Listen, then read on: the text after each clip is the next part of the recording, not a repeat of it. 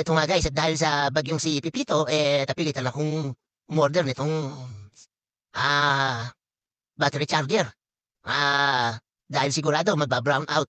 At yung solar panel ko, ibinaba ko muna dahil sigurado, baka liparin lang mabasag yung panel, sayang naman, mahal din yun. Kaya bumili na lang ako nito, charge ko muna yung mga battery ko dito ng solar. Ay hindi lang naman yung battery ng solar ang pagagamit ako nito, itong battery ng generator namin, nasa likod ko. So, syempre, pagka yung mga nalobat yung battery ng motor ko, marami lang paggagamitan yan. Kaso naman, hayaan ko na lang masira yung mga baterya, baka mahal ang baterya. Eto nga, binuksan ko, ito yung battery charger. Ayan, titignan ko, check muna natin kung okay ba siya, kung walang sira. At syempre, testingin ko rin yan mamaya. Mukhang okay naman, no? Ang ganda niya, oh. Kaya lang, maliit pala siya. Akala ko malaki. Maliit lang din pala.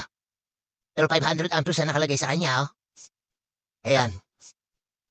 Ang ganda niya, oh. Tapos, magang siya. Ito nga, dito testingin ko na siya. Saka, ang galing nga, kahapon ko lang siya in-order, dumating na rin kanina. Medyo umaga siyang dumating, siguro mga bandang 3 PM. Kaya lang brownout dito sa amin, kaya hindi ko na-testing kaagad. Ayan, oh. Tignan niyo siya, guys, oh. Ayan, tignan niyo, try ko siyang pag-sparkin, pero namamatay lang yung ilaw niya at saka yung screen niya. Ayan, sa LCD screen, namamatay, ano. Ang galing, ano. Kaya safe na safe siya, hindi siya delikado. Hindi ka magugulat pagka nagkadikit yung terminal niya. At eto na nga, tetesting ko na siyang maggamitin sa baterya, mag-charge na ako. At ayan, tinesting ko nga guys, yung pagka nagkabaliktad ng kabit yung sa pag-charge niya, yung pula napunta sa negative, mamamatay yung charger. Hindi siya masisira, may protection siya. At ayan, ibinalik ko na nga uli, ayan, mag-charge na siya. Ayan guys, at kahit maliit siya, medyo alakas siyang mag-charge. So, kung sa inyo, bibili na ako ng ganito. Kailan pa kayo bibili kung kailangan nyo na. Kahit naman hindi nyo na gamitin muna yan.